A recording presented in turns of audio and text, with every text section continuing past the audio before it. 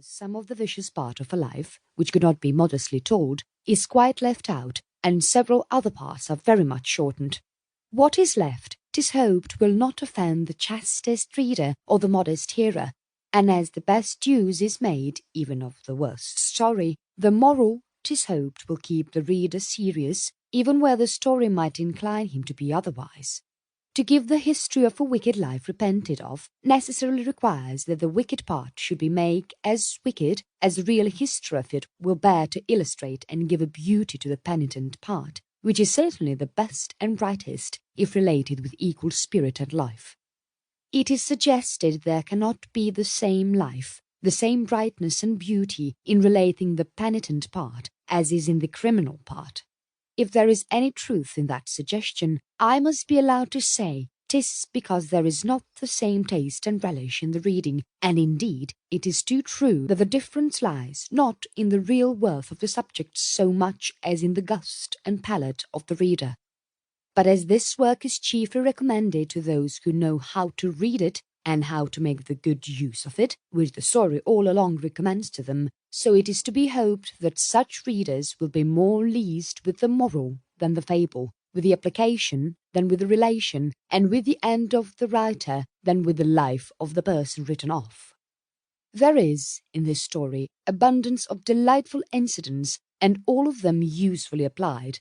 There is an agreeable turn artfully given them in the relating that naturally instructs the reader either one way or other. The first part of her lewd life with the young gentleman at Colchester has so many happy turns given it to expose the crime, and warn all whose circumstances are adapted to it, of the ruinous end of such things, and the foolish, thoughtless, and abhorred conduct of both the parties, that it abundantly atones for all the lively description she gives of her folly and wickedness. The repentance of a lover at the bath, and how brought by the just alarm of his fit of sickness to abandon her, the just caution given there against even the lawful intimacies of the dearest friends, and how unable they are to preserve the most solemn resolutions of virtue without divine assistance. These are parts which, to just discernment, will appear to have more real beauty in them, or the amorous chain of story which introduces it. In a word, as the whole relation is carefully garbled of all the levity and looseness that was in it, so it all applied, and with the utmost care, to virtuous and religious uses.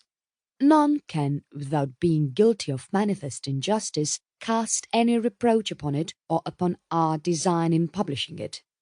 The advocates for the stage have, in all ages, made this the great argument to persuade people that their plays are useful, and that they ought to be allowed in the most civilized and in the most religious government, namely, that they are applied to virtuous purposes, and that by the most lively representations they fail not to recommend virtue and generous principles, and to discourage and expose all sorts of vice and corruption of manners. And were it true that they did so, and that they constantly adhere to that rule as the test of their acting on the theatre, much might be said in their favour. Throughout the infinite variety of this book, this fundamental is most strictly adhered to. There is not a wicked action in any part of it, but is first and last rendered unhappy and unfortunate. There is not a superlative villain brought upon the stage, but either he is brought to an unhappy end, or brought to be a penitent. There is not an ill thing mentioned, but it is condemned even in the relation, nor a virtuous, just thing, but it carries its praise along with it. What can more exactly answer the rule laid down to recommend even those representations of things which have so many other just objections leaving against them, namely, of example, of bad company, obscene language, and the like?